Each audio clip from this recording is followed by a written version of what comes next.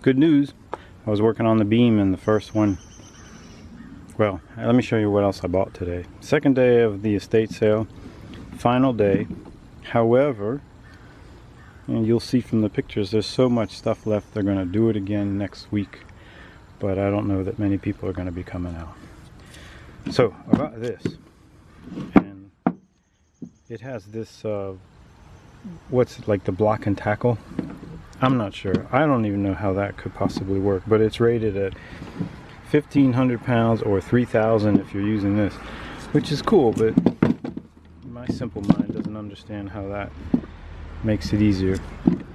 But here's what I liked about this. It's called a Right, and the model is Pull Away. Those are the years of Acme. I got this. I really just wanted the box. Don't need any of these SKs if anybody needs them. And beware, if you want a 6-inch extension, someone was using it as a punch. This isn't XK, this is Giller or something like that.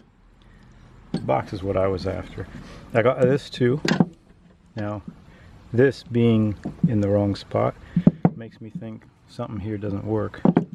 But I've got one of these Miltons that isn't working quite right. So maybe two will make one. I bought lead. I probably paid too much for that. That's a friend melts that down and makes fishing lures. And then I got this too. This is American made. Let's take out a shiny one here. It's Fairmont. There's a Fairmont outside of Philadelphia. Actually, right there where I sometimes go. There's a Fairmont Park too. So we're going from what I think this is 1 16". So it's a line wrench, and then I'm sorry, I'm in the shade. It's a line wrench and a box wrench, and looks like zero offset. There's a reason I wanted this. I don't particularly need it, but when I was still a teenager, I was working in a bike shop, and I was in a city, and a guy walked in, and it was green. I don't remember the brand, but it was a beautiful set like this, and it was this very type of thing. And I wish I remembered the brand. I remember the case was green, and I forget how much he wanted for it. I think I didn't have it, but I felt like, hey, this guy stole this. I'm not buying it. And you know, that's the right thing to do. If nobody bought stolen things, thieves wouldn't go very far.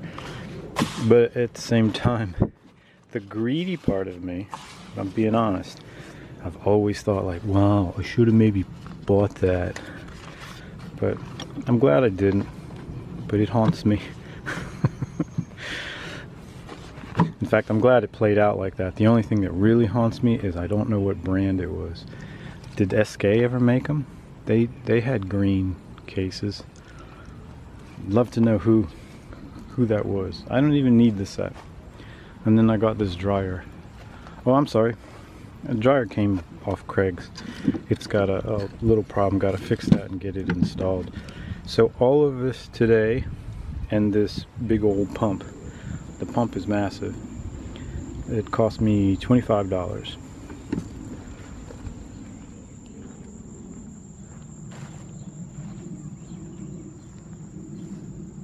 Now, here's the cool part. Take a look at the progress on the beam. This is day 2. I pulled this out yesterday. You recognize what it is? It's a bead breaker. Drill press is still here. We're within an hour of closing at this point. Shopsmith. These are cool, but I don't know if their fan base has deteriorated or not.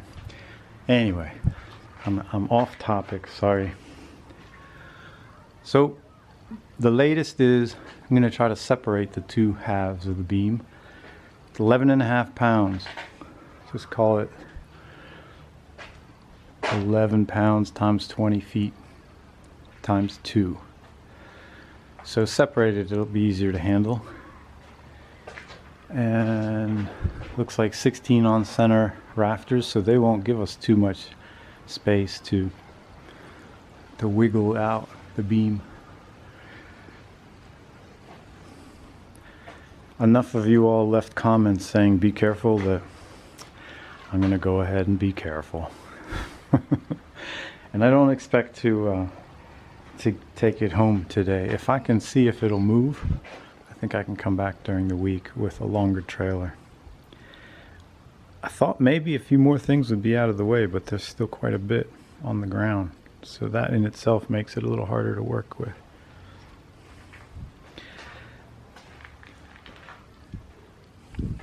I'll tell you what, I wish you all were here. I still see a lot of stuff.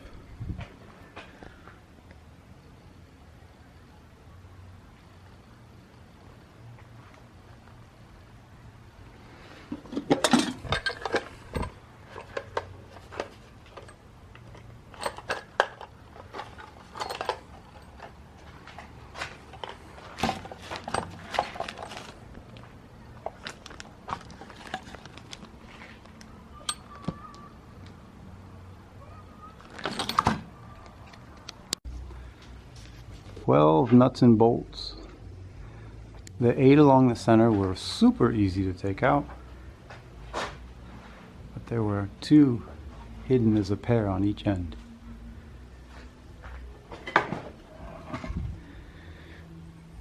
So I have a special tool for separating beams.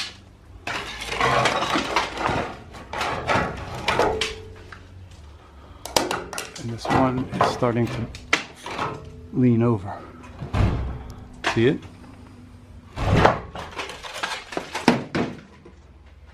I wasn't quite ready for that.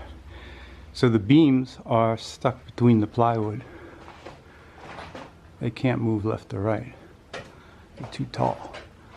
Once it lays flat, it can move. Each beam is a little over 200 pounds. So one end of the beam might be a little bit more than 100 pounds of lifting. Nah, it's not right.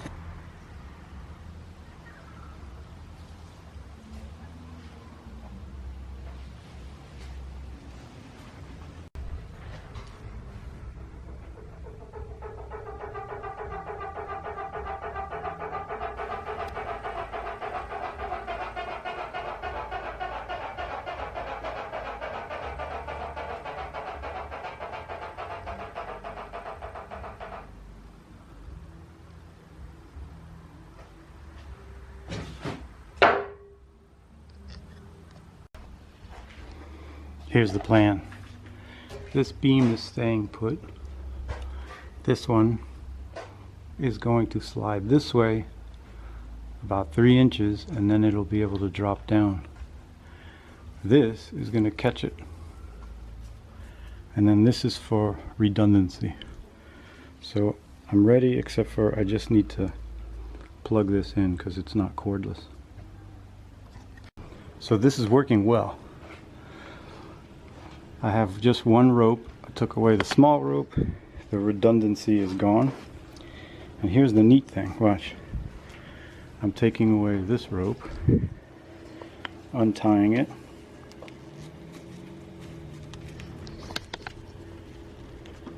Trying to untie it. Almost untying it. Okay, this rope is untied. And you're asking, what's holding the beam up? Just the rope.